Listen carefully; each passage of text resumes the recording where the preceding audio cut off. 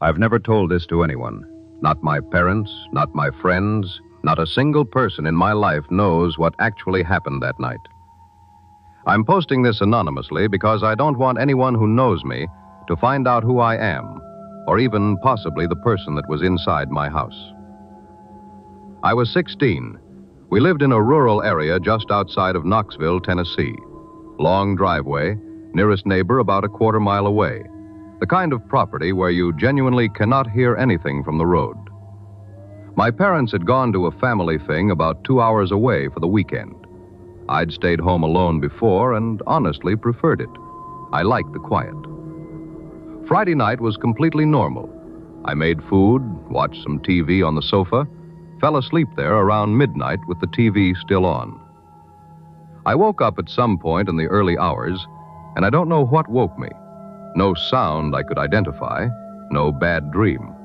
Just woke up suddenly, the way you sometimes do, and lay there in the dark with the TV still going, some random YouTube video playing low in the background.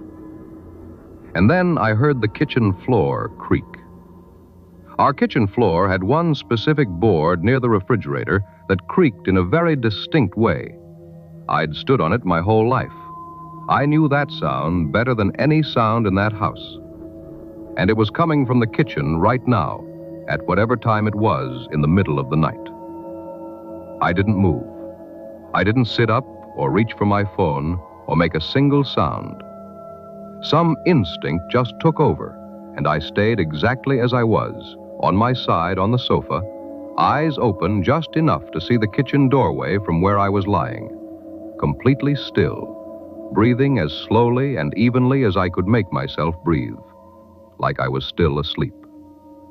I know it may be cowardice of me, but in that moment of fight or flight, I chose neither.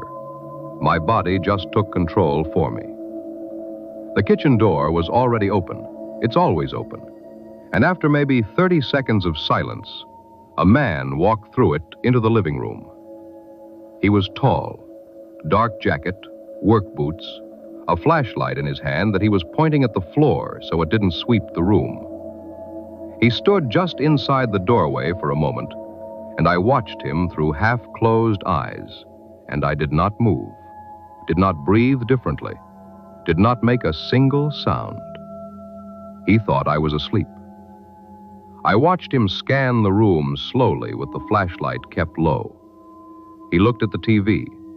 He looked at the coffee table. He looked at me for what felt like the longest minute of my entire life. And I kept my breathing steady and my body completely still and stared at the back of the sofa cushion right in front of my face. He moved away from the doorway. I heard him go upstairs. Slow, careful footsteps, one at a time. I heard my parents' bedroom door open. Drawers. The specific sound of my mom's jewelry box. I knew that sound too. Then my dad's wardrobe, where he keeps his gun. I heard the gun being cocked. This sent shivers down my spine, as this meant he now had my father's gun in his possession. After this, there was still movement in the room above me for maybe a couple more minutes. Then footsteps coming back down. He came back through the living room. Same low flashlight, same slow movement. He walked within maybe 4 feet of where I was lying. I saw the beam of his flashlight pass across the ceiling above me. I heard him breathe. I also saw my father's gun in his hand. I used up all my might to not scream in that moment. I thought he was going to use it on me, yet I didn't dare move. The back door opened and closed quietly, and then there was nothing. Just the TV still playing, and my heart going so fast I could feel it in my throat. I lay on that sofa without moving for another 2 hours. I don't know why. I think I just couldn't make my body do anything else. When it started getting light outside, I finally sat up. I went upstairs, and my parents' room had been gone through. Jewelry gone. The emergency cash my dad kept in his bedside drawer, gone. And my suspicions were correct. His gun was also gone. My room had been searched too, quietly enough that I hadn't heard it. My parents got back home Sunday evening. I told them everything.